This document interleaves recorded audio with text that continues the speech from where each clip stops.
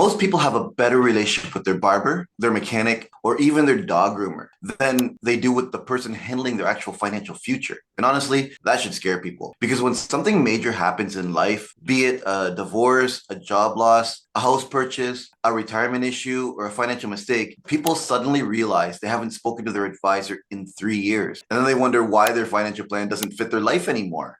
Yeah, that's actually really true when you think about it, Phil. People will go to their doctor every year, hopefully, for a checkup. They'll service their vehicle regularly. They'll even maintain subscriptions they even barely use. But when it comes to their finances, which affects almost every area of life, they disappear. Exactly. And what's interesting is sometimes it's not even the client avoiding the advisor. Sometimes the advisor avoids the client too. And nobody really talks about that side of it.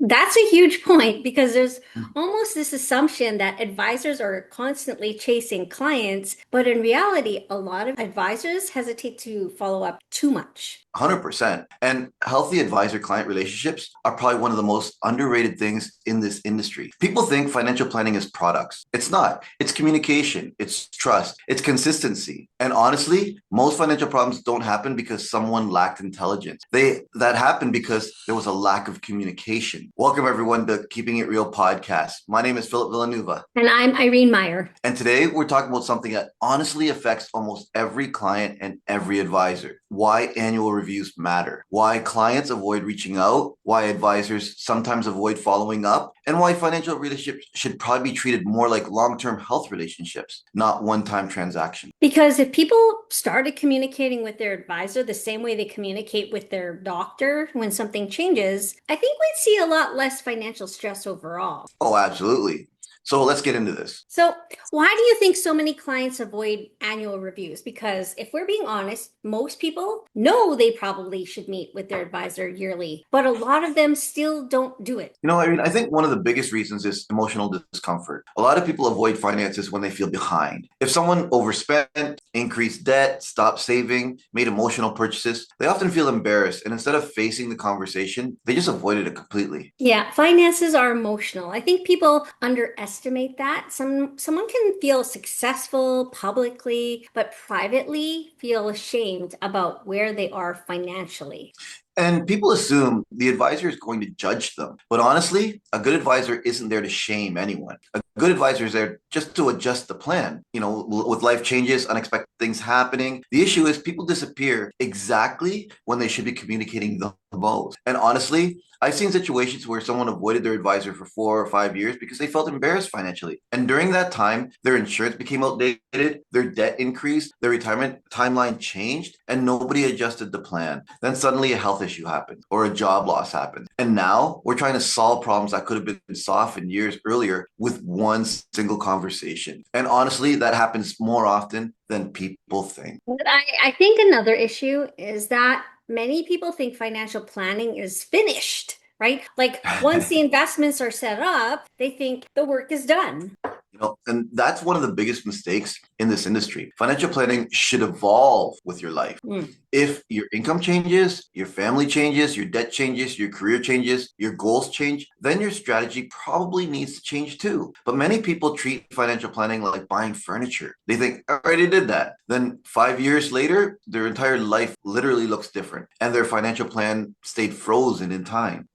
Yeah, and that really creates a disconnect between someone's real life and their financial structure. Exactly. And honestly, annual reviews are not just about investments. That's another thing people misunderstand. A proper annual review should touch their cash flow, their debt, their insurance, their goals, retirement, estate planning, lifestyle changes. It's supposed to be a full picture conversation. Okay, so let's flip this around. Why do advisors avoid following up sometimes? Because that happens too. Oh, absolutely it does. And honestly, I think the biggest reason is fear of bothering people.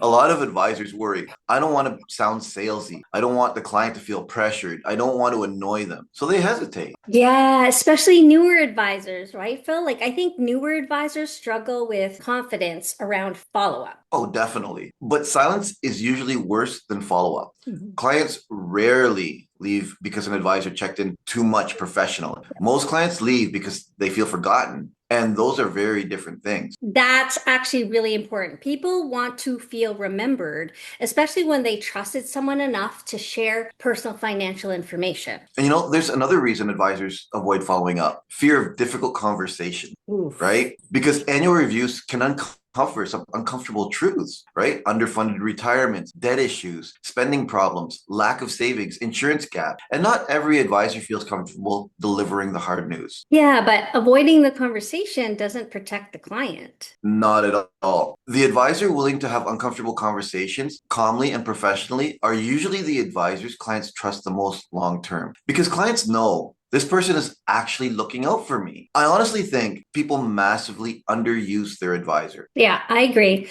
People usually only think about calling their advisor when they want an investment, they need insurance, or something major already went wrong. Right? But financial decisions literally impact almost every area of your life. If someone's planning a vacation, buying a vehicle, refinancing debt, renewing a mortgage, starting a business, changing careers, even moving cities, just moving, right? These are all financial decisions. And most people make those decisions emotionally without speaking to the one person who actually understands their financial picture. Yeah, and sometimes people trust strangers online more than professionals who actually know their situation. Right? The Google search it. That's one of the strangest things happening financially right now. People will spend 15 minutes talking, like watching a TikTok video, or 20 minutes reading Reddit comments, and suddenly they think they've replaced a professional Oh, advice, right? yeah. But financial advice without context can actually become extremely dangerous, because two people can hear the exact same strategy online, and for one person it helps them, and for another it completely hurts them. That's why personalization matters. Yeah, that doctor comparison really works here. If someone had chest pain, that they wouldn't ignore it for 6 months and really ask random people online for advice. They would book an appointment, wouldn't they?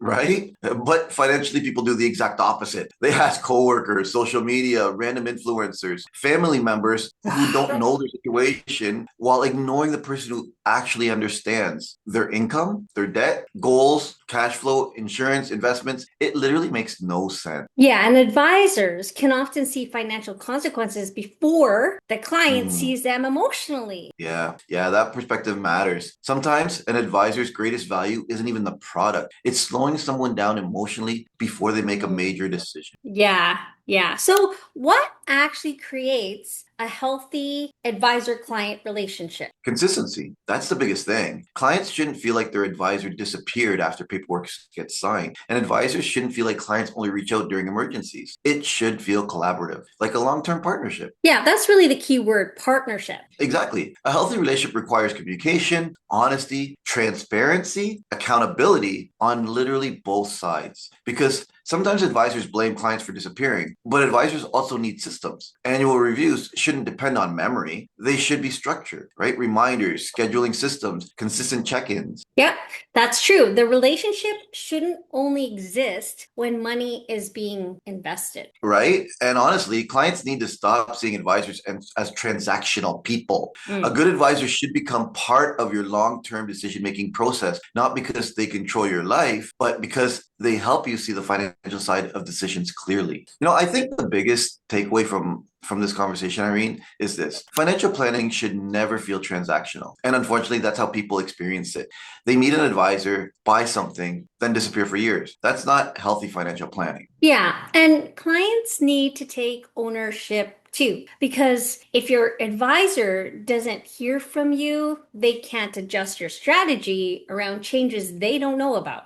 Exactly. Financial planning works best when communication exists on both sides, and annual reviews shouldn't feel optional, right? They should feel normal. Just like, seeing your doctor, servicing your vehicle, maintaining your health. Your finances deserve regular attention too. Yes, because your financial life affects almost every part of your life. Exactly. And if people start treating their advisor relationship more like a long term partnership instead of one time transaction, I genuinely believe would see less financial financial stress, better decisions, healthier retirements, and stronger families financially overall. Because at the end of the day, people don't just need financial products, they need financial relationships. And the clients who communicate consistently usually make better long-term decisions than the clients who react only during emergencies. That's the real value of advice. Yeah, and that's what true financial planning is supposed to look like. Absolutely. Thank you, everyone, for tuning in. And as always, keeping it real. Bye bye.